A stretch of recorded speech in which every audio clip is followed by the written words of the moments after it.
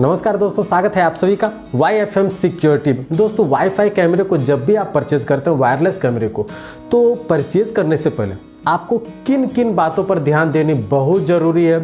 बहुत महत्व है इन सभी बातों का, क्योंकि अगर आप वाईफाई कैमरे की दुनिया को अगर आप देख लें तो 1 से 2 साल के अंदर जो है और आने वाले समय में काफ़ी ज़्यादा रिवॉल्यूशन देखने को मिलेंगे। और अभी आपको 1000 रुपये से कैमरे शुरू हो जाते हैं और 10,000, 15,000, 20,000 तक के आपको वायरलेस कैमरे, वाईफाई कैमरे मिलते हैं। सिंगल कैमरे की मैं बात कर रहा हूँ। आखिरकार ये डिफरेंसेस क्यों, क्या क्वालिटी आपको देखनी चाहिए, आपके लिए क्या बेहतर है, ये आप कैसे समझ पाएंगे, चलिए आज मैं आप सभी को मैं बताता हूँ। सबसे पहला जो पॉइंट है, मैं 10 टिप्स को आपको देने वाला हूँ, 10 पॉइंट्स के बारे में बताने वाला। इस 10 चीज़ों पर आप ध्यान दीजिएगा, इन 10 बातों पर जरूर ध्यान दीजिएगा। पहला, रिजोल्यूशन। रिजोल्यूशन बहुत ज़रूरी है। रिजोल्यूशन क्या है आपके कैमरे का? अगर 1080 पिक्सल है, 2 MP का है, तो 90/20x1080 है कि नहीं? क्योंकि कई केसेस में आपको पता है कि 1080p और 1080n वाली कहानी हो रही है। 1080n मतलब कि 1.3 MP आप कर लीजिए, 1 MP के आसपास कर लीजिए तो वो बेहतर है। तो वहाँ पर 1080n लिखा होता था, आपको ध्यान देना 1080p है या 1080n है। 1080p वाला आपका 90/20x1080 रेजोल्यूशन का होता है। इसके बाद एक इम्पॉर्टेंट पॉइंट जो कि मैं आपको बताऊं कि जितने भी वाईफाई कैमरा आप परचेज कर रहे हैं ब्रांडेड और सही क्वालिटी के, तो वहाँ पर मिनिमम रिक्वायरमेंट जो इंटरनेट की होती है वो 2 Mbps की होती है। याद रखिएगा 2 Mbps। अगर उससे कम की इंटरनेट आप दे रहे हैं तो आपको लाइव व्यू देखने में परेशानी आएगी, आपको जर्किंग क्वालिटी देखने को मिलेगी, उसके साथ साथ अलार्म नोटिफिकेशन भी आपको सही तरीके से नहीं मिलेगा। तो ये जरूर ध्यान रखिएगा। अगर 2 Mbps के इंटरनेट की स्पीड आपके यहाँ नहीं है तो फिर ये कैमरा बेकार हो जाता है, वाईफाई कैमरा आपके लिए। चलिए आगे बढ़ते हैं। दूसरा पॉइंट, फीचर, जो स्पेशल स्मार्ट फीचर है वो आपके कैमरे में है या नहीं है। मैं कई बार आप सभी को मैं बताता हूँ, WDR wide dynamic range, 3D DNR digital noise rejection 3D,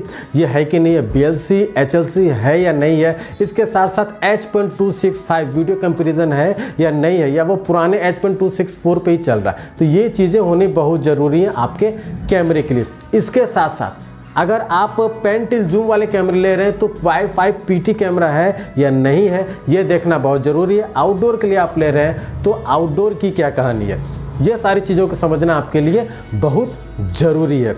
इसके बाद तीसरा पॉइंट है व्यूइंग एंगल। ये सबसे इंपॉर्टेंट पार्ट है। आप चाहे इंडोर के लिए कैमरा परचेज कर रहे हैं, चाहे आउटडोर के लिए कैमरा परचेज कर रहे हैं, उस कैमरे का व्यूइंग एंगल क्या है, क्या वो कैमरा जिस जगह पर लगता है उससे वो कितने एरिया को मैक्सिमम ले पाता है, ये चीज़ें क्लियर होनी जरूरी है। इसलिए व्यूइंग एंगल को जरूर नोट कीजिएगा।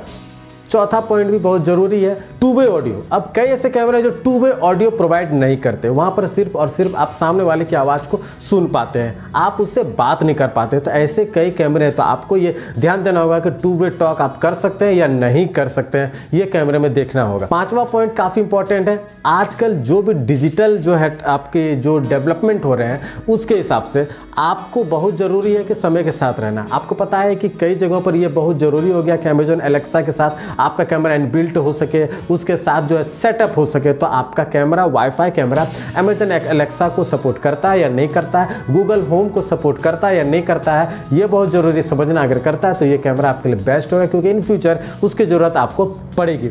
चलिए छठे नंबर पर बात आती है जो बहुत इंपॉर्टेंट है किसी भी वाईफाई कैमरे के लिए, वह है नाइट विजन का। नाइट विजन बहुत ज़रूरी है आपके लिए।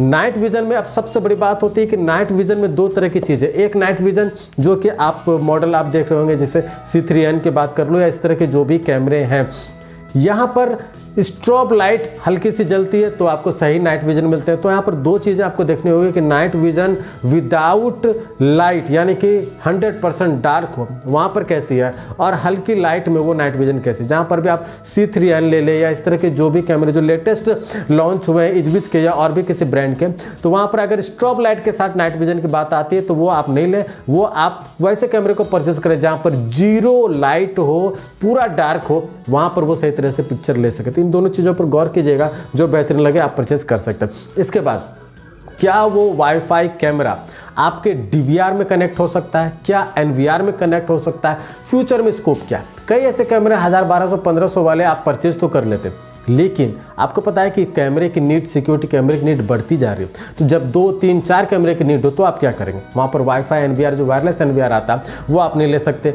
DVR आपका है तो उस DVR में आप कनेक्ट नहीं कर सकते, आपके पास वो कैमरा यूजलेस हो जाता है। ऐसी स्थिति में आपको यह देखना बहुत ज़रूरी है कि वो कैमरा आपका सपोर्ट करता है DVR में, NVR में कि नहीं करता, या वो कैमरा बाद में किसी काम का नहीं रहेगा। तो ये बहुत ध्यान देने वाली बात है। इसके बाद 8वें नंबर पर सबसे बड़ी इंपॉर्टेंट है कि स्टोरेज क्या है। अब यहाँ पर आजकल जो भी कैमरे हैं, चाहे आप इजविस के ले लें, IMOU डब्बा के ले लें, वाईफाई कैमरे के ले लें, तो वहाँ पर क्या हो रहा है कि स्टोरेज आपके माइक्रो SD कार्ड में है। इसके बाद क्लाउड स्टोरेज का ऑप्शन है। इसके बाद आप NVR में भी कनेक्ट कर सकते हैं, हार्ड डिस्क में भी स्टोरेज कर सकते हैं। क्योंकि कई लोगों को डर होता है कि बाहर में कैमरा लगा, कोई कैमरे को डैमेज कर दिया या कैमरा चुरा के ले गया तो फिर रिकॉर्डिंग भी किया, क्योंकि उसमें माइक्रो SD कार्ड उसमें ही रहता है। बट अगर आप NVR से कनेक्ट करते हैं तो वहाँ पर क्या होता है कि NVR में रिकॉर्ड हो जाती है। तो ये आपके लिए बेहतरीन है, मल्टी स्टोरेज का ऑप्शन आपको मिल रहा है। चलिए 9वें नंबर पर आती है जो सबसे इंपॉर्टेंट बात है, वह है कलर व्यू की। कलर नाइट विजन कैमरा जब भी आप परचेज करते हैं आपको ये चीज़ें बिल्कुल ध्यान देनी जरूरी है। कलर नाइट विजन कैमरा और black and night vision camera, आपको कलर नाइट विजन कैमरा चाहिए, black and night vision camera चाहिए। कलर नाइट विजन कैमरा आप लेने चाह रहे हैं तो उसकी क्या कहानी, दोनों चीज़ें समझनी बहुत ज़रूरी है। और आजकल कलर नाइट विजन कैमरे की डिमांड काफ़ी ज़्यादा बढ़ रही है, तो आप कलर नाइट विजन में जा सकते हैं। उसमें सबसे इंपॉर्टेंट पॉइंट है यहाँ पर स्मार्ट फीचर का, यानी स्मार्ट फंक्शन आप कह लीजिए तो अच्छा है कि AI एल्गोरिदम कितना काम करते हैं। क्या उसका AI एल्गोरिदम इतना फास्ट या एडवांस है कि वह ह्यूमन, एनिमल और आपके जो व्हीकल है उसमें डिफरेंस कर सकता है। किस तरह के मोशन अलर्ट आपको मोबाइल पर, आपके ऐप पर यह ट्रांसफर करेगा। ऐसा तो नहीं कोई छिपकली या कोई बिल्ली अगर उछले तो उसके भी मोशन अलर्ट आपको मिल जाएंगे। तो वहाँ पर AI एल्गोरिदम का बहुत बड़ा रोल होता है। क्या आपके कैमरे में वो चीज़ें हैं, ये आपको देखनी होंगी। इसके साथ साथ एक्टिव डिफेंस, आपके इजविस के जो इजी गाइड कैमरे हैं उसमें एक्टिव डिफेंस के ऑप्शन थे, जिसमें कि लाउड सायरन थे। आउटडोर कैमरे में लाउड सायरन का बहुत महत्व है, 100 dB का लाउड सायरन, इसके साथ साथ स्ट्रोब लाइट भी है। तो वो चीज़ें बहुत जरूरी है। अगर लाउड सायरन बजता है तो वो आसपास के 10 लोगों को उठा भी सकता है वो कैमरा, तो वो बहुत जरूरी होता है। सिक्योरिटी पॉइंट ऑफ व्यू से आपके कैमरे में वो है या नहीं है, ये आपको जरूर देखनी होगी। इसके साथ साथ मोशन अलर्ट का जो नोटिफिकेशन वो आपके ऐप तक पहुंचाएगा कि नहीं पहुंचाएगा, ये आपके ईमेल पर ट्रांसफर करेगा कि नहीं करेगा, ये सारी चीज़ें समझनी बहुत जरूरी है। अगर आपके कैमरे में वो कैपेसिटी है, वो कैपेबिलिटी है, तो आप उस कैमरे को परचेज कर सकते हैं। दोस्तों ये जो 10 बातें हैं, ये जो मैंने आपको बताई, ये बहुत इंपॉर्टेंट है।